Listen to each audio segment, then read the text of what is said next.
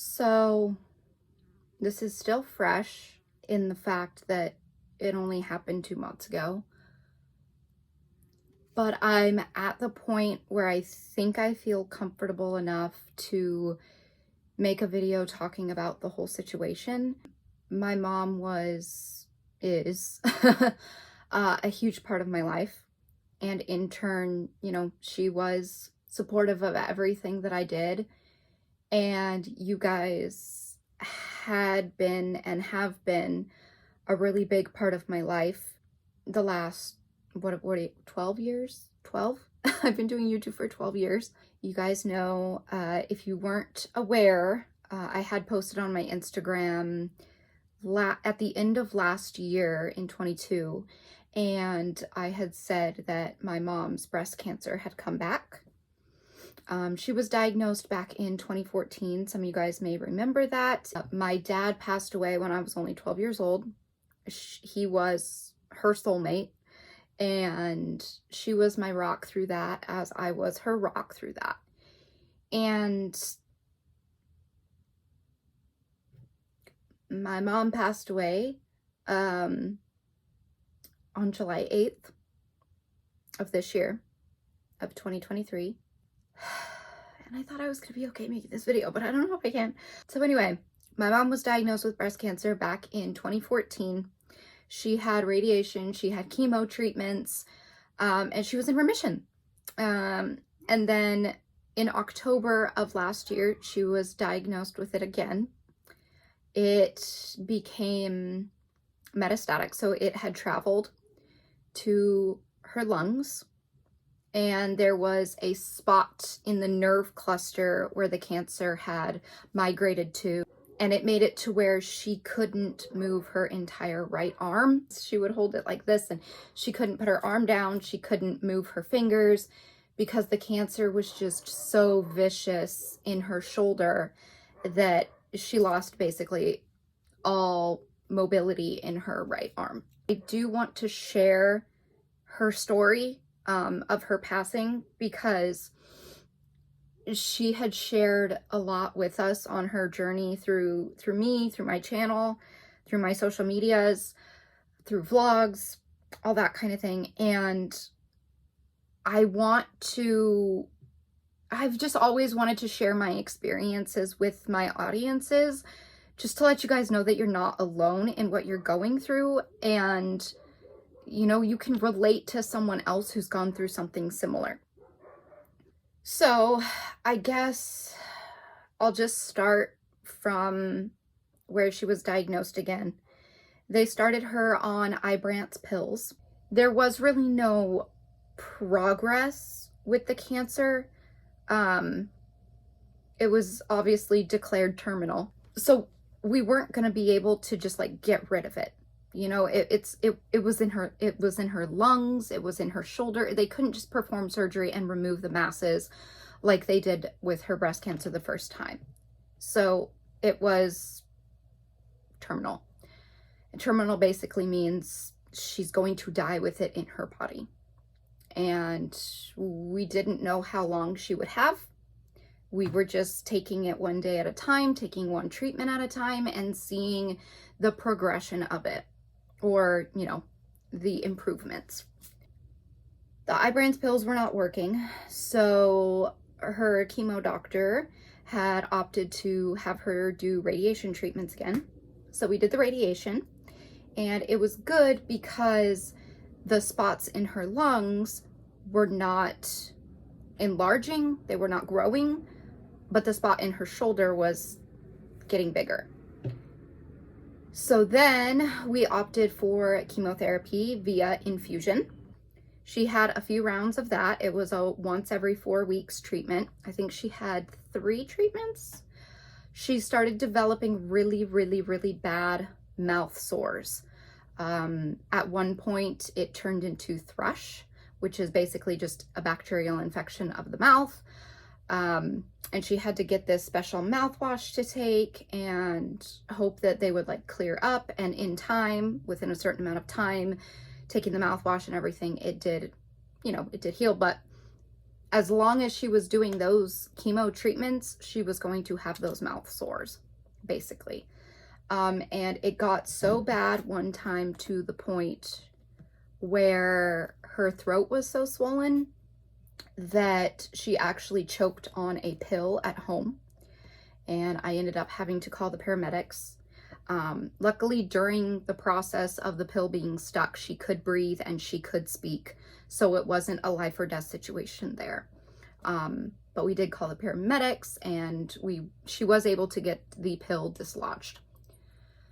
But because of those severe side effects, her chemotherapy doctor decided to switch up the type of chemo. So she tried a new one, and she had done the first week, and then she was going back the second week, and then she was supposed to take a week off and then go back again. So it's 2 weeks on, 1 week off, I believe is how it was. So we had gone, she did her first chemotherapy infusion of that medication. That night, she was very, like, hyped up. Like, she had so much energy. She couldn't stop talking. She was walking all over the place, trying to do all these things. And it just wasn't like her, because on a normal day-to-day basis, she was very, like, calm and relaxed and, like, in so much pain and things because of, you know, the cancer, that it was hard for her to do daily chores. And like I said, with her losing all the mobility in her right side, she couldn't do things. She couldn't do the laundry. It was hard for her to walk up and down the stairs. And this first night that she had the first chemo, the new kind, she was very active, doing all these chores around the house. And I told her, I said, "Mom, take it easy. You just got pumped full of this new medication. Your body's reacting to it a weird way. Like, take your time. Like, just don't overexert yourself, because it's going to kick you in the butt later." And that is what I told her. And I think that a lot of it had to do with, they had also given her, during the time of the chemo, they had also given her some steroids via a pill. I apologize for the dogs barking in the background, by the way. So they had given her these steroids too, and I thought this maybe was just like the steroids kind of like, you know, reacting to her body. And so the first day and the second day, this is how she was. She was very, like, upbeat, like, let's get it done. Let's do all this stuff. Let's do all these chores around the house. I have 15,000 things I want to do. And then, you know, her arms still didn't work, but she felt like she had all this adrenaline and it needed to go somewhere. So she was vacuuming. She was doing basically everything that she could physically do, but that she wouldn't typically do. And on the third day, she crashed. She was in bed all day. She couldn't get out of bed. She didn't want to get out of bed. I had to bring in food to her. I had to help her take her medications. I had to help her get up to use the restroom. Just things like that. She was very, very, very, very fatigued and very, very, very weak. And then the following day was kind of the same thing. She was in bed for a majority of the day. She was able to get up, and then she became herself again. I say herself again in the fact of how she was before she started the chemo treatment, not how she was prior to the sickness or being diagnosed. So she was kind of back to being herself, of not being able to do things, not having the energy to do things, etc. And then the following week came along, and we went to her next chemo infusion. And prior to the infusion, she had a port, like a Metaport, placed in her chest, just like she did the first time around with the infusions. And they couldn't draw blood out of it, because like an hour before we go to the infusion appointment, you have to get labs drawn at the lab at the cancer center. And you wait like an hour for those to come back in so that you can meet with the doctor before the infusion to find out that, you know, your white blood cell counts are good, this is good, etc., etc. So it was really hard for them to draw her blood. They ended up having her like lean forward, hanging over, and that's how they were able to get it out. They could insert, like, inject just fine, but it was, you know, drawing blood out of it that it was really difficult. And it typically wasn't like that. Not even the week before, it wasn't like that. We had met with the doctor's assistant prior to the infusion, and we went ahead with the infusion. Again, it was fine. It injected just fine. I think it was about a 3-hour session. As far as I know, it went okay. They gave her the steroids. They gave her, you know, the Tylenol. They gave her Benadryl so that she could be calm and relaxed during the process. And she fell asleep during the infusion, which is normally what she did. So I didn't think anything of it. She woke up at the end and we went home. And then that night she was very hyped up again. She was very energetic, a lot of, you know, that adrenaline rushing through her body, just go, go, go, go, go, go, go, go, go, go, go. Not how my mom normally was. And then the following day, it was worse in the fact that she was still go, go, go, go, go, go, go, go, go. She was trying to sweep. I saw her outside, like hosing off the patio and raking leaves and doing all these things that she never would have typically done in her current health. And I just told her, I was like, Mom, stop, you know, my brother lives out of town and he was going to come to visit, that Friday. She had her infusion on Wednesday, and my brother was going to come down Friday night and stay the weekend. And he was going to go back home Sunday evening. So I told her, I was like, you can't do this. Remember last week when you were all go, go, go, go, go, and then you crashed and you were sick in bed for 2 days? Like, you can't do that. Your son's coming to visit you. My brother's coming to come visit you. Like, you can't be sick in bed all the time. And she's like, oh, I won't be. I'm not going to be sick in bed when he's here. God won't allow that. And she was just being stubborn at this point. She was being very, very stubborn. My mom was stubborn normally, but at this point, like, she would not listen to me. She's like, no, it's okay. I can do this. Da, da, da. And she just took over and she kept doing her thing. And then Friday came around and she was in bed all day. She couldn't get up by herself. I had to help her to the restroom. She wouldn't eat or drink anything that day. I kept trying. I kept saying, Mom, we need to drink something. Here's this. Put this straw in your mouth. Take a drink of water. And I don't want to. I don't want to. She kept saying. And then she kept saying, I'm so sorry. I'm so sorry. And I'm like, why are you so sorry? She's like, I'm so sick. I'm so sick. She just kept saying, I'm so sick. And I just thought it was repercussion of the chemo, just like the first week. And she would, you know, snap out of it again because of how she reacted to it the first time. And a Friday night, I asked her, I was like, do you need to go to the hospital? Do you want us to take you to the hospital? She said, no, I don't want to go to the hospital. I don't need to go. I'm like, okay. So I honored what she said. I respected that, gave her boundaries. And I said, okay, well, maybe tomorrow she'll feel a little bit better. And so my brother came into town that night, Friday night. And then on Saturday, which was the day that she passed, she did not pass at home. Thank goodness. That was like all of our biggest fear. She did not want to pass at home. My sister and I didn't want her to pass at home. She had a huge fear of that. She didn't want us kids to be left with, you know, being in the house that she would have passed in. And anyway, I digress. That's irrelevant right now. But anyway, Saturday came around and it was Saturday morning and my brother had come in and he was sitting in the living room, kind of just waiting around to see how Mom was feeling. I went in and I checked on her and she was a little bit more active in the fact that, like, she was able to stand up. She took her medications willingly. I helped her to the bathroom. And then she said, I wanna put my dress on. Can you help me change my clothes so I can go sit out in the living room and visit? I said, yes, absolutely. Let's do that. You know, that'll be good for you to get out and, you know, be a little social and all of that. So we took her out into the living room after I had got her changed and everything.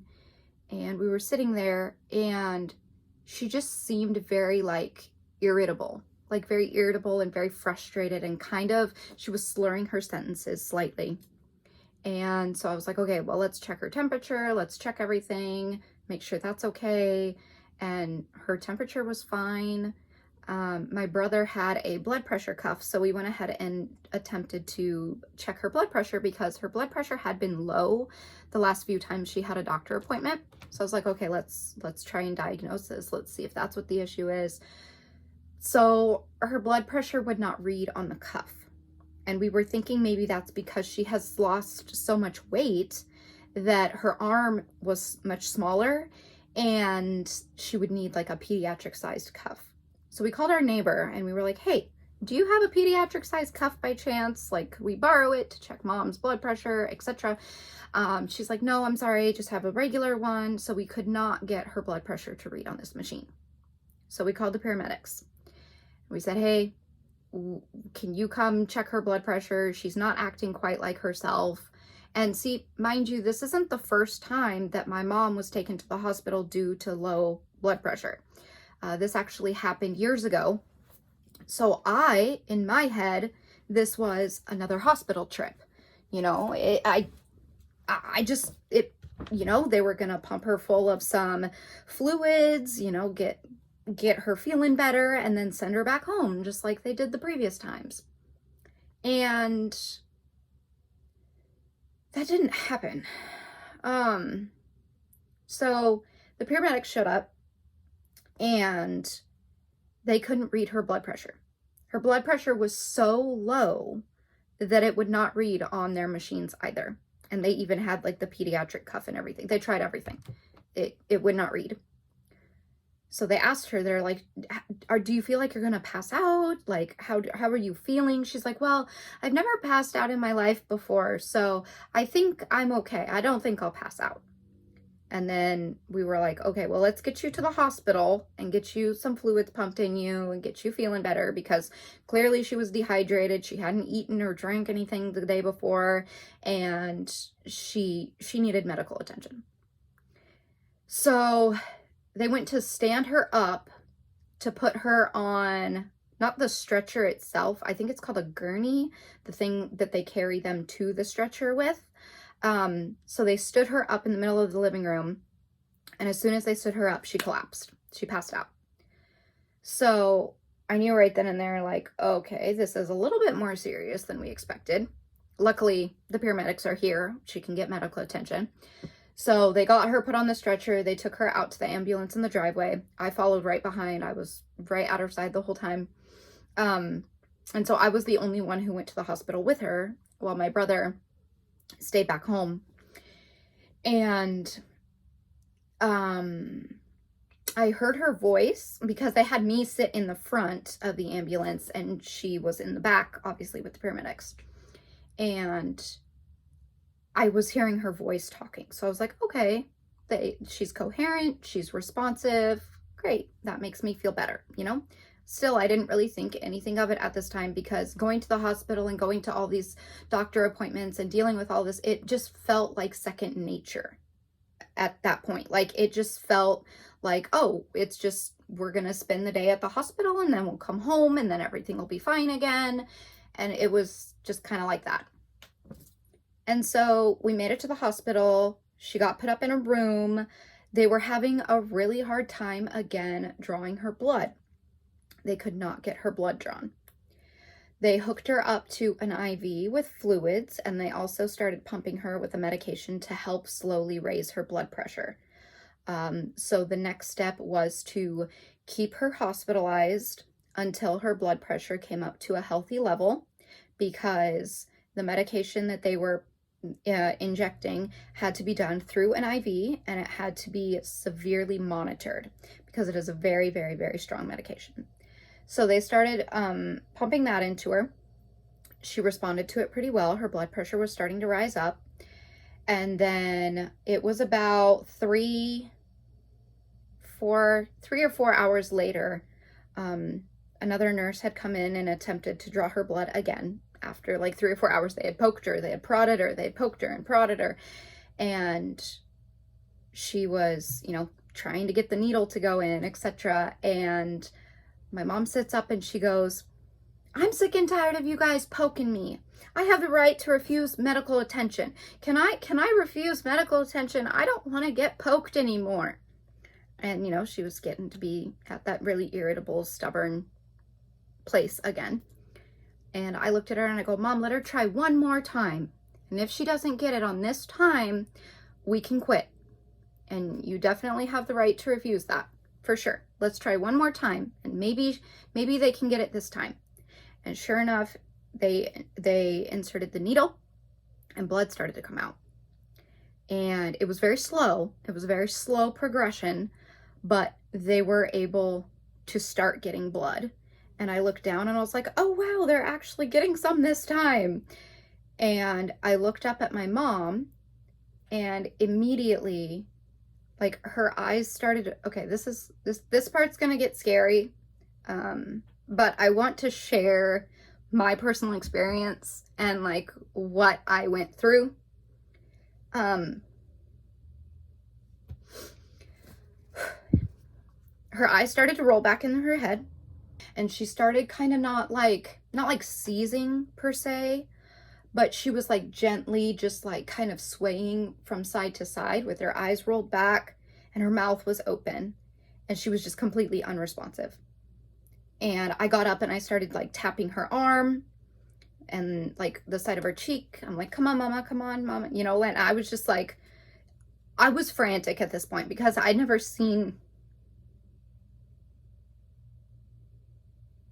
my mom in that state before. And I was terrified. And we pushed the nurse button, and over the radio, I distinctly remember hearing code blue, room 13, code blue, room 13. Well, code blue means cardiac arrest. And before I knew it, like, I got out of that room as fast as I could because it was getting flooded with hospital workers, nurses, doctors, surgeons, you name it. There were, within 0.2 seconds of me pushing that button, that room had 15 people in it, and I was out of it. And I just went out to the hallway because I didn't want to be in anybody's way. But and the doctor came out and sat next to me, and he's like, "Hey, do you know if your mom had a DNR?" And I know my mom, her whole entire life, she always said she never wanted to be resuscitated. She did not want CPR performed on her because she was afraid that it would crack her ribs, and she did not want to have to deal with that pain. But in that given moment,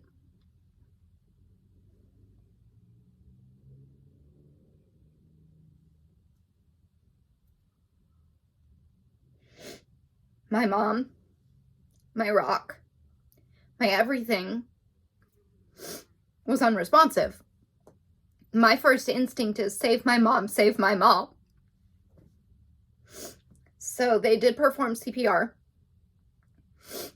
and they brought her back, but they brought her back sedated so that she couldn't feel the pain that she would have undergone, you know, having her ribs cracked and everything.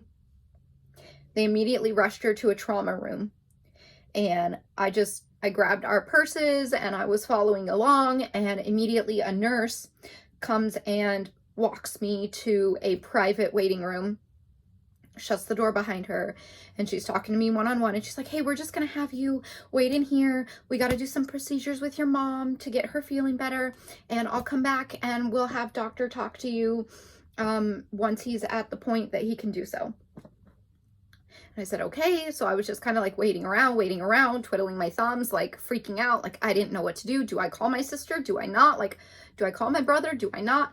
And so I was keeping everybody updated via text because I just knew like I was too frantic to physically speak to anyone. Because I was all by myself in this waiting room and everything. And I was just waiting and waiting and waiting. And finally the doctor came in, and he said that they did perform CPR, and they brought her back sedated. And I asked straight up, I was like, "Did you break her ribs?" And he basically told me straight up, like, if CPR is done correctly, yes, you're going to break ribs. And I felt absolutely horrible at first because my mom never would have wanted that. She never would have wanted that. So I immediately felt like I made the wrong decision. And I had to kind of deal with that guilt for a little bit. But it in turn actually ended up being the right decision. And I'll explain that now. But he said that they basically put her in a self-induced coma. She was on a breathing tube, hooked up to a million machines, basically on like life support, you know, basically. It was point blank. And he said now there are two options. He said the first option is we could keep her on the breathing tube and just see if and when she could come out of it and feel better and go back to her life. But given the circumstances of her health and the fact that her heart had just stopped, they didn't know like quality of life and how long until that would possibly happen again. And, you know, with her ribs being broken, she would have that additional pain to work through. And I just knew, like, my mom did not want to be on a breathing tube. She did not want to be on life support. She did not want any of that. And everybody who was close to her or even knew her knew that. So obviously the other option would be to remove all of those things, take her off everything, and just let her go. And I asked him, I said, how long would that take? You know, are we talking, is she going to be in an induced coma for months? Could this happen in a week? Like, could this happen today? Like, how long is this going to be like this? And he's like, well, everybody's different and some take longer than others, but given my mom's current health and the fact that her body was essentially giving up, he said you're looking at closer to minutes. So I called my brother and my sister and Alan, and everybody showed up at the hospital. At this point, my mom was still on life support and everything. And it was kind of just like an unspoken decision. Like, we all met in the waiting room and we were just like, this is it. Like, we knew what we needed to do. We knew what mom would have wanted. It was just a matter of following through with it. That's what we chose to do, obviously. Because given her quality of life, it just, who knows if she just would have been in a coma until the very end and she wouldn't be able to speak anymore or anything like that. And my brother just, you know, coincidentally was in town that weekend when he lives a few hours away. Like, he just coincidentally was in town. My sister was there. Alan had the weekend off. Like, God has a plan for everything. And in sitting with myself and thinking about things thoroughly, like, I knew that I didn't make the wrong decision by having them perform CPR on her, because that kept her around for a little bit longer. Because if I hadn't have requested that, she would have died right then. But by her being able to be on the breathing tube for like an extra hour or two, that gave everybody the chance to go in there and see her and say goodbye. So all of our immediate family was there. Not a single person got turned away. Thank God. I'm just so blessed and thankful that she didn't pass during COVID, because no one would have been able to go in there to visit her or to see her or anything. So I'm just so blessed and thankful for that. But yeah, And then when it came time to remove the tube and everything, it was just myself, my sister, and my brother in the room with her. Exactly the way she would have wanted it. Just her 3 kids surrounding her. And they removed the tube, and she was gone within a few minutes. We watched her take her last breaths, and we were all there with her together. Exactly the way she would have wanted. She died knowing who all of us were, and all of us were together. And it was exactly, it happened exactly the way it should have, obviously. So anyway, yeah, that is basically how she passed away. On her death certificate, it says heart and liver failure was the cause of death. So her body just gave up. Now, we don't know if that's because the cancer has spread really rapidly, or the reaction to the new chemo, the new medications, etc. That is what I'm assuming. But, you know, it's not, it could have been any of the above, or maybe something completely different. Maybe she just had a heart attack. I'm not sure. But she passed on July 8th in the evening.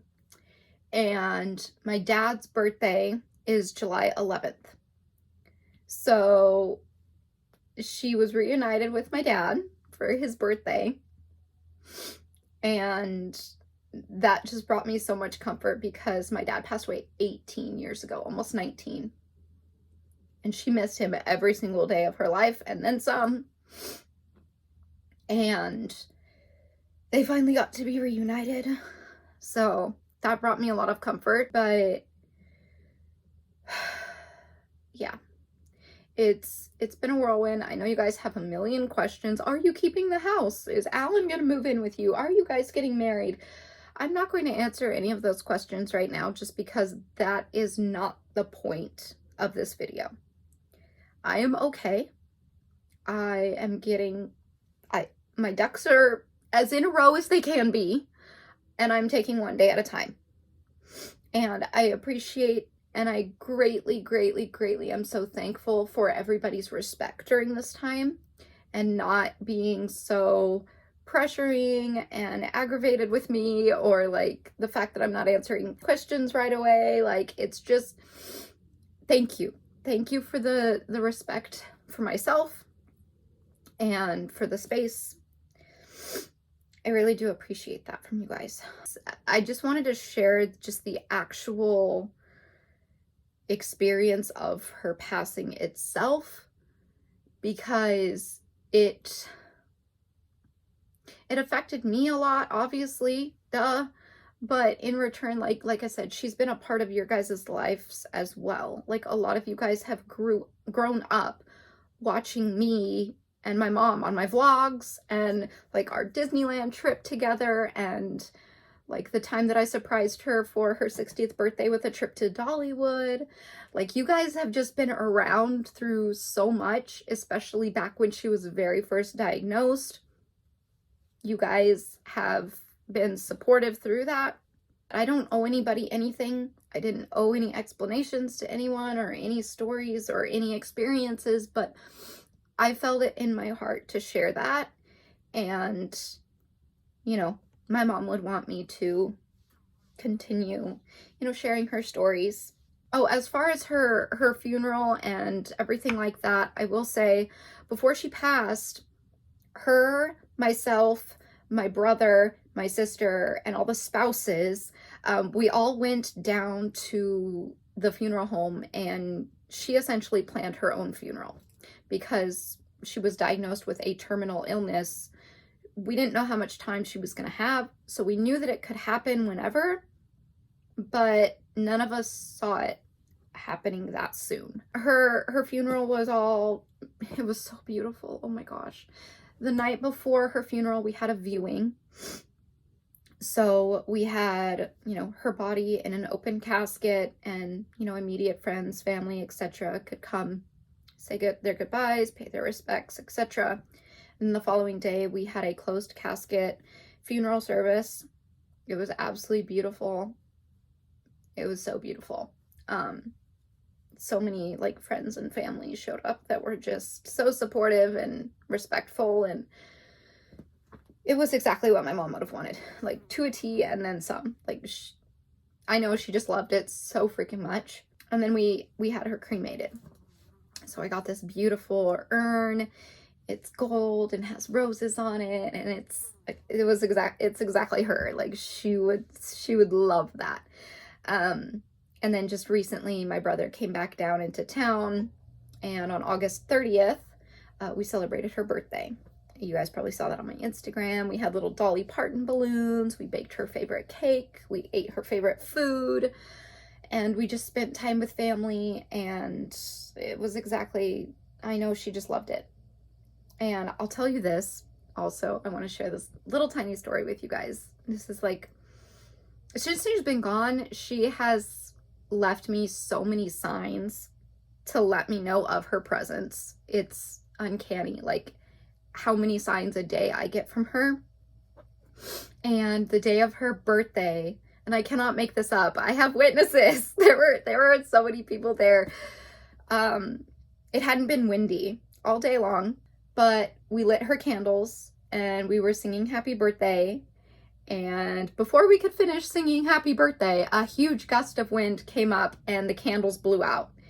And I like to think it was her blowing out her own candles. And that brought me a lot of comfort and a lot of peace in that moment, because we all really, really felt her presence in that moment. And it was just beautiful. It was such a cool little thing. But yeah, if you guys have any memories of my mom that you fancy and that you remember and that you enjoy, feel free to leave them in the comments down below, whether you knew her personally, whether you just watched a video, remember, whether if you saw like a funny picture her and I posted years ago. Just comment it and let me know, because hearing the memories and seeing the pictures and watching the videos has brought me so much comfort in this time, as well as my family. So if you want to share anything, feel free to. You're not obligated to, but if you want to, go ahead. But I'm gonna go ahead and get off of here. Thank you guys for listening. Thank you guys for giving me time and space and being respectful. I appreciate that more than I can even express.